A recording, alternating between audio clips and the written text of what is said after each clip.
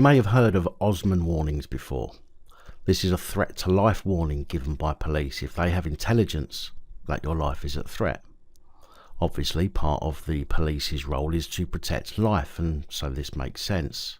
However, what makes less sense is how the government are looking to remove some of the protect life elements of the police's role, as Dominic Raab wants to end human rights legislation which protects violent criminals.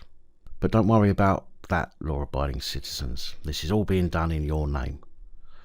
But unless you're completely dense, you will know that nothing the government do is ever in the name of law-abiding citizens and is only ever implemented to serve their political agenda. Now, I can almost hear the few of you who only come on here to bitch at me, shifting in your seats, ready to post your retarded comment. But before you do, think about it and answer me a question. What has the government ever done that is solely to the benefit of the public, that hasn't later turned out to have been some kind of ploy or election tool? Now, Dominic Raab wants to prevent what he calls violent criminals from being warned that their life is in danger. But I find myself asking the question, who decides if somebody should live or die? I mean, if somebody's convicted without a doubt, and they're a pedo, a terrorist or murderer, maybe they shouldn't have that privilege. But should the government or police have the ability to ultimately decide who is warned and protected from a threat to life, especially when the police can and do, on many occasions, get their intelligence wrong and class some people as violent when they're not? Now, apparently the Tories believe the majority of such notices, Osman warnings, are being handed to so-called gangsters. And Raab is spearheading reform of the Human Rights Act and was in Scotland yesterday to consult with the Scottish Government over his plans as the UK Government's Justice Secretary. Raab said, if they say they want to be putting resources into investigating rape cases, murder cases against genuine victims rather than gangsters and serious criminals, let's say in Glasgow where you have got the Daniel and Leon's crime gangs, protecting them from threats from other criminals, I think there's a lot of people that would say, hold on, the police should be able to prioritise the law-abiding public. Last year it was said that the Daniel and Leon's crime gangs were being probed due to potential links to 70 incidents linked to a turf war between the two. Raab said it's staggering that precious Police Scotland resources have to be diverted from their crucial work of serving law-abiding citizens to protect gangsters from each other.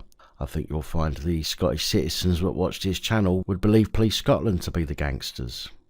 He said, our plans will free Scotland's public services from the straitjacket of human rights laws and ensure police can focus on protecting the law-abiding public. It's a very interesting use of words there, Dominic Raab.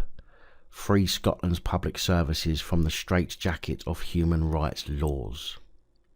Yes, I admit they add the police can focus on protecting the law-abiding public, but like everything the government say, they have to counter their argument for something bad with a reason that it's good.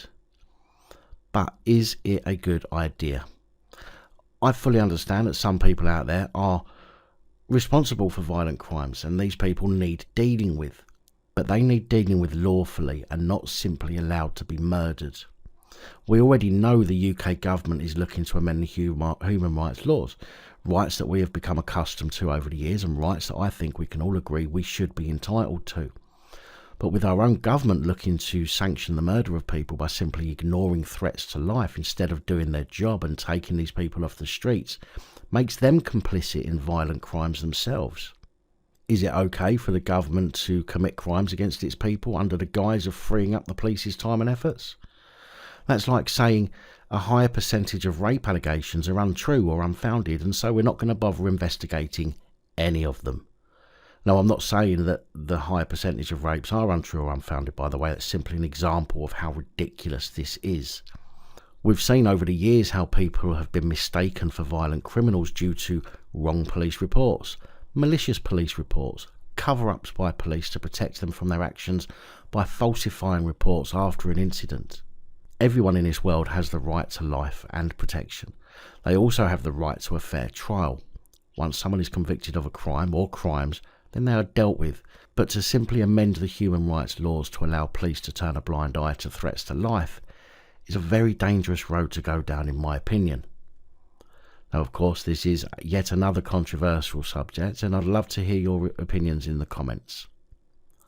Big thank you to channel supporters, especially these guys. Your support is truly appreciated. Don't forget to like, share, comment and subscribe. Let me know your thoughts, as I know many of you will. And until next time, stay safe, look after yourself, film the murderous police and other officials.